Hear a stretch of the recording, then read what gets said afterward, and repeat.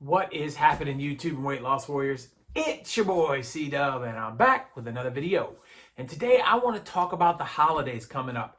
I mean, we've got Halloween, we've got Thanksgiving, we've got Christmas, Hanukkah, all kinds of good stuff coming our way. And this is a very stressful time for a lot of people. So I kind of want to help us navigate our way through this without gaining any weight. And that's kind of the goal there. But before I hop into that topic, I want to talk about a couple of different things. I wanted to let you guys know that I'm very well aware that on this channel, I've been recording and sending information out now for what's working on 2 years, about 18 months in. And so once you've gotten to this point and you're talking about OMAD and you're talking about intermittent fasting, you begin to run out of a few topics. So I wanted to let you guys know that I'm kind of aware that I've repeated a couple of topics and there's plenty to watch on my channel and plenty to go. So I was kind of thinking about which direction to kind of move forward with the channel to help it to continue to grow and to help it get into some stuff. So I wanted to let you know that I might have a couple of videos coming out in the future. Might also have a new look to the channel so that it maybe even change the name. I don't know, some different things to go through to kind of spice some things up and to change the channel so it's not just the same message all the time. I really think that my Truth Hammer videos have been doing well, so I might bring a lot more motivation and a lot more in-your-face reality.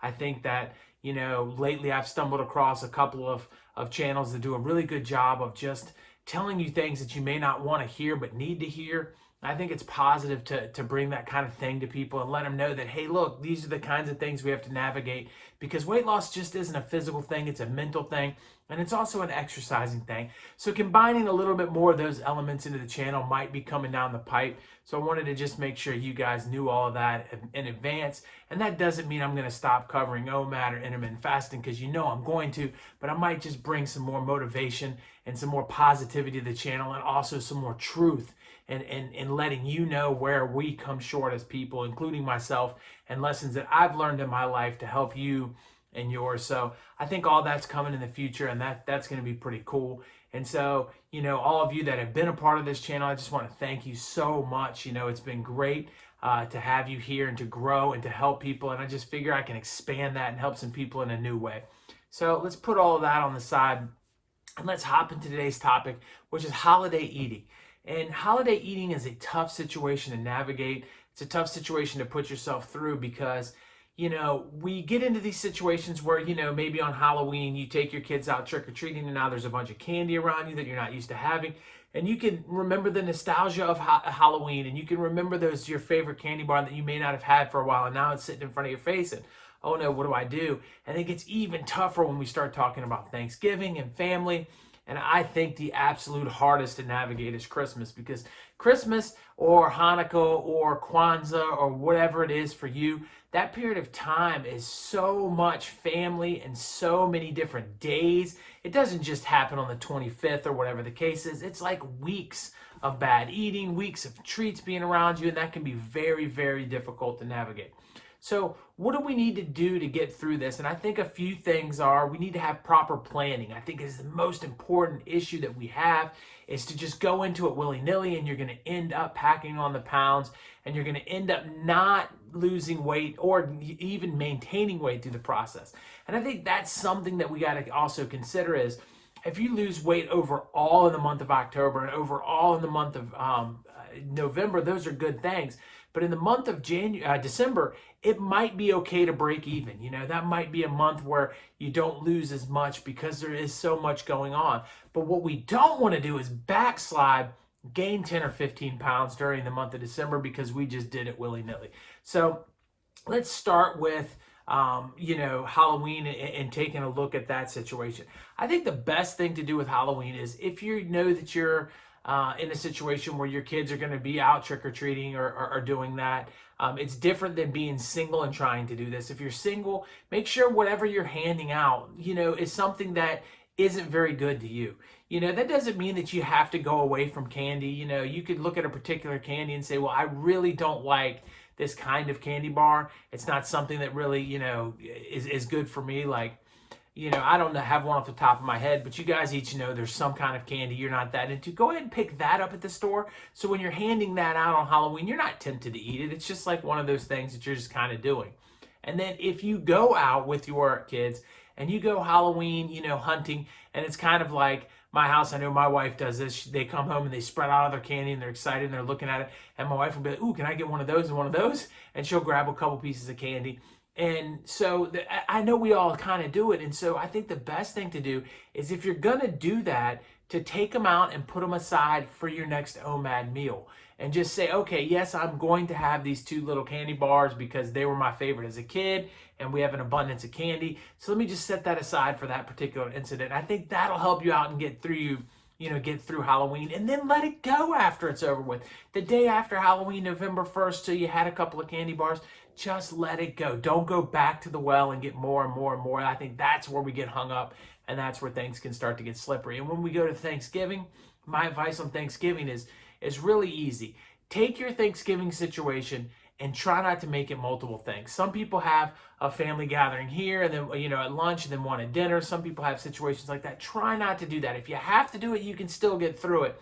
But try to navigate yourself into one situation. And once you've had that situation, number one, if you're a 16-8 faster or a 20-4, whatever the case is, whatever your numbers are, on that day, on Thanksgiving Day, you're going to be an OMADder. If you're an OMADder, you're already in the right area. But if you're doing one of these other fasting protocols for that one day, you're going to do OMAD. And it doesn't matter if you have it at noon or you have it at 6 or 8 o'clock at night or whatever the case is. Just fit your one time sit down into that situation. And the other thing that I would suggest is go ahead the day before Thanksgiving, Wednesday, don't eat at all.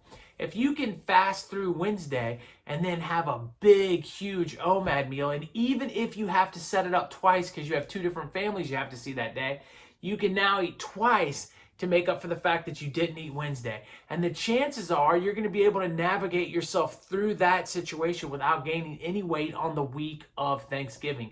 And that is huge. Don't do Thanksgiving Day the day after Thanksgiving or anything like that. Put it behind you when Friday comes. I don't know, go shopping. I guess with the current virus situation, that's probably not a good idea. I don't know. What you do, whatever that is. So, but don't worry so much about food once you get to that Friday. Let it go. And then that hits to Christmas. And this is where I think planning becomes even more important, because Christmas can really hit you like a ton of bricks. Food around the house is going to change. People are dropping off food. I mean, as a wrestling coach, you don't know how many different treats parents come bring me because, just like every other family, they're cooking cookies and they're cooking this and they're fixing trail mix and they're doing whatever. And you fix too much of it. So you say, well, who do you give this to? We'll take it to coworkers. We'll take it to our wrestling coach. He's helping the kids out. He'd appreciate it. So you start to get all these different amounts of food and things start to gather, and it gets a little tricky. What I suggest that you do is look at your calendar and look at your different events. If you're going to have a Christmas Eve meal, circle that on the calendar and go to the day before that. So you're going to eat on the 22nd. Oh, what am I talking about? Man, God, my brain. You're going to eat on the 24th of December. So go to the 23rd and make that a fast day. Plan it in advance. Make your calendar right now. Look at it and find out what events you're going to go to.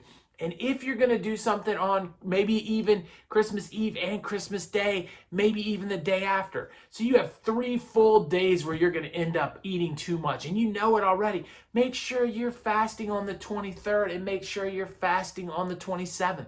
And get a double in fast on that situation. You can maybe even do 48s before and after.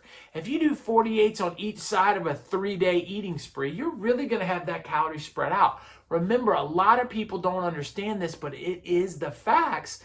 Calories don't happen over one day. You don't gain weight over one day. Now, sometimes the scale moves over one day. Yes, you can get on a scale and gain weight. And if you eat right now, if you weigh yourself and then eat and get back on the scale, you're going to gain 2 or 3, 4 pounds right away. So it's not real weight, though. The real weight that gets stuck on your body and stored as fat happens over the time of about a week. It's your calories over a week that matter, because your body's constantly adjusting and burning and pulling and moving. And then after a while, it says, okay, we've gone 4 days and we haven't used these calories, store them as fat. And so in that process, you've got plenty of time. And if you do a 48 and a 48 on either end of the 3 days around Christmas or so, you're going to end up losing more weight. And so another method you can do is do something like an alternate day fasting for the month of December to get prepared. Put yourself into a calorie deficit all the time so that when you do have these days, it's a little bit easier for you. So there's plenty of different things to do. As you already know, if you're doing a 16 and 8, drop it to a 20 and 4 during Christmas so that you're putting your calories into a condensed, man, I cannot talk today, a condensed period of time in which now you can take that time and you can focus on eating. And if you eat a little bit more than you normally would have in a 4-hour period of time, well, you took it from 8 hours to 4 hours, so you've got a little bit more wiggle room. And then always remember, and I do this in my general life, if I have a bad day, and when I have a bad day, maybe I sit down and I ate too much, and then maybe I have a guest over and they say, let's go get some ice cream. And it's like, all right, well, I can still get that within my hour or so. Let's go get this ice cream. And then I sit down and I'm like, wow, I just way overdid it. I can always fast the next day. And that's something that I've accepted and I understand and learn. And it's something I think you can do too, is any hiccup along the way, you can just make the next day a fast day. Or again, if you're a 16 and 8 person, you can drop it 4 hours. You can drop it all the way down to 1 hour and the next day and get that period of time that you need to allow your body to burn food. And I think that's the last point here. It's just understand it's about balance. When you're gonna overdo it, you've got to make up for it on the other end, and you've got to prepare for it. You've got to be like, the ant and the grasshopper, right? The ant's always storing away while the grasshopper's out there doing whatever, right? And partying and hanging loose. Well, the ant has food when it matters, and you got to be in the same situation. When you overdo it, you've got to understand that you've put that away, and that you need to use that resources or you're going to have put too much away over the course of time. So you've got to give your body a chance to use the resources that you've just stored. And that's very important. And that's what I think will save you through the holidays. So I hope that you got some advice from this. Remember, make sure you're hydrated, make sure you're drinking plenty of fluids and plenty of water, whatever that case is. And make sure you're navigating yourself through those fast days very well with some electrolytes and all that good stuff. And you're going to feel better. And you're going to come out of this holiday season, at least even if not losing weight. And that's what it's all about, because then we can hit 2021 and we can make that a year to remember. A lot of things hopefully will get better in 2021. But hopefully, most importantly, we'll get healthier in 2021. So I hope you guys enjoyed this video. Right here is another one I think you'll like. Over here, YouTube thinks you're going to like that one, but none of that matters. You need to click on my face right there and subscribe to this channel. Become a weight loss warrior. I appreciate each and every one of you. Thank you. Peace.